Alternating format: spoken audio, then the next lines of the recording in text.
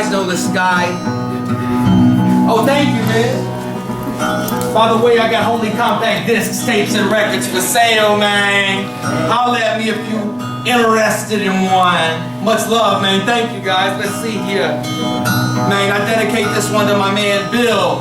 True Holy Spiritual player here in Macon, man. Woo!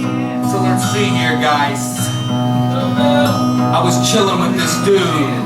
You guys know that guy, Adam Bavar? Yeah. I'm chilling with that holy dude, man. We play in the show.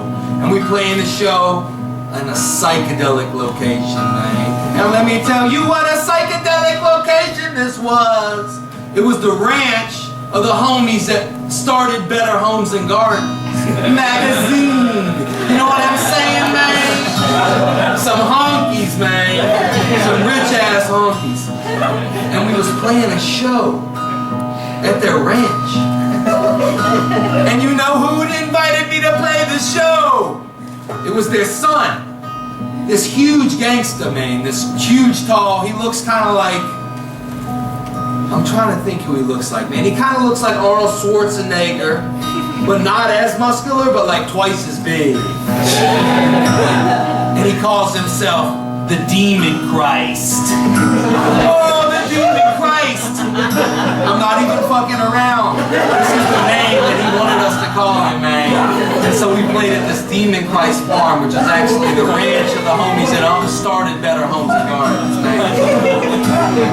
In Birmingham, Alabama, about an hour on the outskirts. And I'm saying, good Lord, man. We show up to this joint. We roll up in the joint, man. He's asleep, of course, man. He was with who I thought was his mom. But it was his girlfriend, oh yeah. I said, damn. I mean, she was bad. But, I mean, I'm talking like psychedelic. And he's, you know, the dude's, I mean, I was like, dude, that's gotta be your grandma, man. He was like, that's my girlfriend. And I'm telling you, this guy's huge, man. He could crush you, man, in a second. So I insulted his girlfriend already, man, right off the bat. I was like, yo, what up? Good to meet your mom, man. It was bad. But you know how it goes sometimes. Sometimes you say things like that, man. It's off the chain. So, next thing you know, my bad boy does his daily routine, Demon Christ. He had little Hellraiser cubes sitting around the house. And I'm not joking, man. I'm talking replicas of real Hellraiser cubes. If you've seen that movie, you know what I'm talking about. If you ain't, it's like some fucked up box that puts you in like some portal to hell. And these dudes fucking rape you and shit with chains and shit. It's not off the chain. So anyways, you know how it goes, man. You know how it goes. We're chilling. We're rocking out. You know what I'm saying? I forgot exactly what story I was telling. I'm gonna think real hard here for a second. I'm gonna come back up. Hellraiser box. Oh yeah, Demon Christ. Oh yeah. So of course, next thing you know, these Hellraiser cubes are sitting around. He busts out one of those Dan Aykroyd crystal skulls. Empty of vodka though, man. And he pours in a bunch of Robitussin. And he pours in a bunch of coffee, oh yeah. And he stirs it around and he chugs that joint.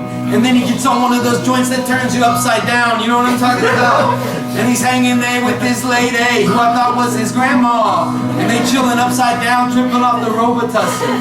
And he says, I got some contracts for you to sign. I said, man, I don't know what I'm getting into right now.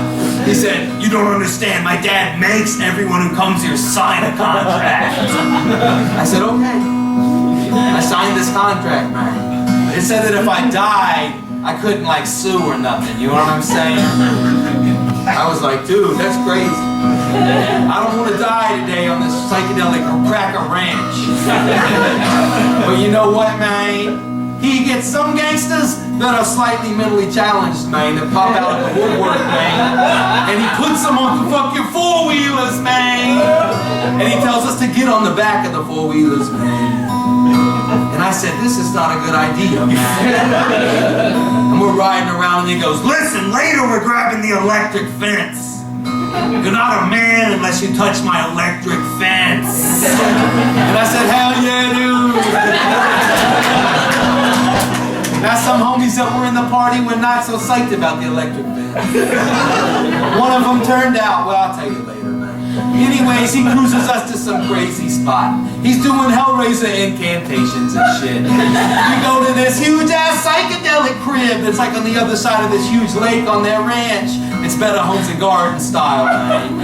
And we like got all this deer meat and shit. We went back to this psychedelic campfire where I swam with big old snapping turtles. You could see them cruising around. I lost one of my Crocs in the psychedelic mud for like 15 minutes, man.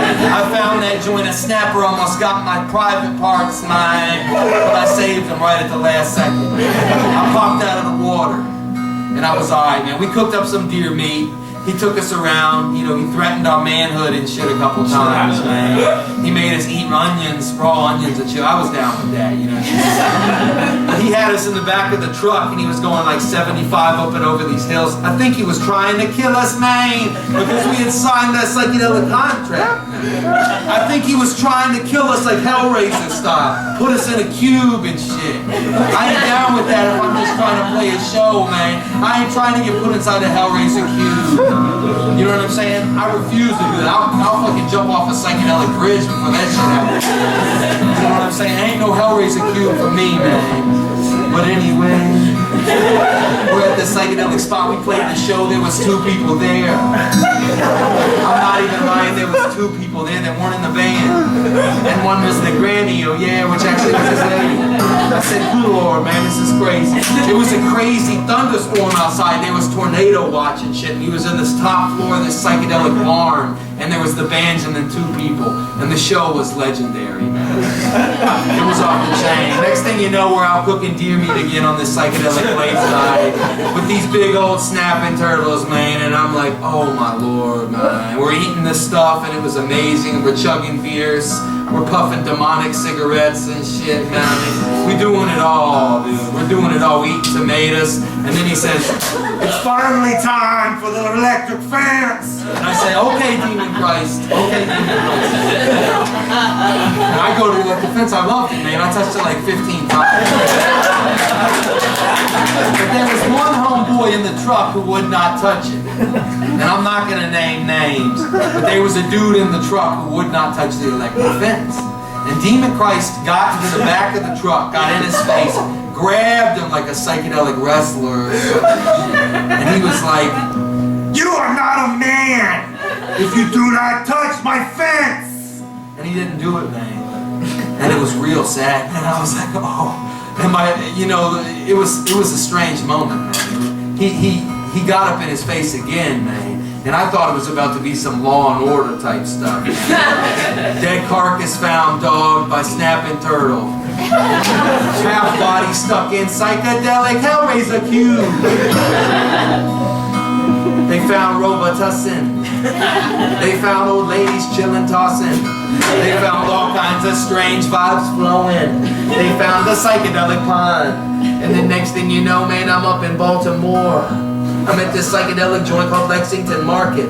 This holy joint where you go and get every type of food from pretty much every country, area, style you could ever imagine in this huge like psychedelic spiritual gymnasium of food. Yeah. And you chillin'.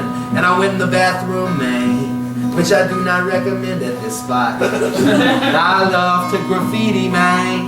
And make some psychedelic graffiti up in this joint. It's the nastiest graffiti I've ever seen in my life, man. You walk up in this bathroom, all of a sudden you smell a smell so rancid and psychedelic. You would have thought you found it in the alley behind this record store.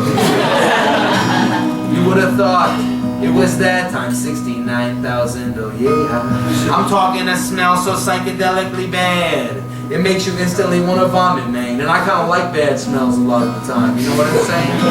I like it all, man. Sometimes smells, but this one, whoo! There was gangsters chilling and chugging brews in this bathroom. There was literally turds all over the walls. I'm not fucking joking. There was turds all over the floors. I'm talking walking around and shit. Literally, man. You know that joke where they walking around and shit on their heads, and they say coffee break and they get back on their heads? It was beyond that joint, man. That shit was fucked up, man. That smell was so bad. And I go into the stall, and there was beer cans everywhere. There was two homies in the stall with me while I was taking a, you know what, man, while they was chugging in the stall with me. I'm joking about that. They weren't in the stall with me. But there was a dude in the next stall. I thought about graffiti in the wall with my tag, man. And I said, this place is disgusting, man. I don't want to tag this joint. It's so rancid and nasty, I don't even want to graffiti this motherfucker. It was real bad. And next thing you know, some dude in like kind of cracker shoes, like boat shoes or something, walks into the bathroom, you know what I'm saying, in the stall next to me. And I notice he's standing there. And I notice he starts jerking his gherkin. And you can tell, man, because you know what I'm saying. And then he cruised out of that. And I said, man, that's a psychedelic bathroom. And I rolled out of that spot, man. And next thing you know, I'm in the psychedelic abandoned nightclub out in Columbia, South Carolina. I'm with a gangster named Scottish Steve and some other guy. And we sit and then we got a shovel and we bust open the door of this abandoned nightclub. And then we leave and we plan to come back later that night. And we come back later that night. It's Scottish Steve's 18th birthday at midnight. We go inside this psychedelic club, abandoned nightclub. We inside this joint. All we saw was shattered glass, psychedelic red carpets, beautiful architecture, psychedelic gold paint, psychedelic spiritual vibes, haunted ghosts, burnt shit. The psychedelic number 13 pool ball. Signed pictures by that fucking David Allen Coe guy. Autographed pictures by David Allen Coe. I ain't even fucking around. And I said, that's insane, man. And we journeying through this spot, and all of a sudden we see these spotlights, man. We see these psychedelic spotlights. And the cops rush in, and we hide underneath these abandoned tables in this huge abandoned nightclub. It's called, the sign said Club Rendezvous. R-O-N-D-A-V-U. Purposely spelled that way. That was the name of this spiritual abandoned nightclub. And you know what, man? All of a sudden the cops came in, they busted our asses, man. They handcuffed us and slammed us against the car, man. And they said, you boys got weed on you! I said, what you think, man? We had bad weed on us, man. But it was hidden well. He didn't find that shit, he found the paper stuff. You know what I'm saying?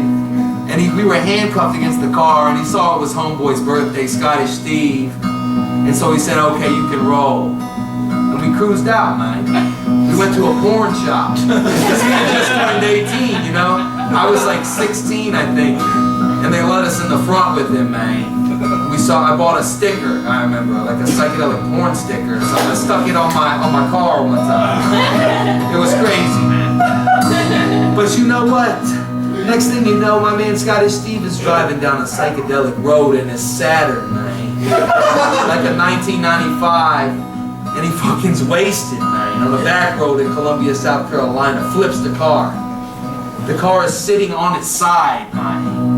Literally on its side. And he called up some homies and they came and they pushed it back onto the normal side. And he drove out of that. And then about a year later, he's driving down the road in that same Saturn. The fucking hood flies back and smashes the windshield while he's driving up the interstate. So he couldn't see and shit, you know, crashed the whip. He's still driving that motherfucker after that. I took a ride in that shit again. And I said, damn, that's a gangster's car. You know what I'm saying? And that's what this song is about, man. Much love to y'all.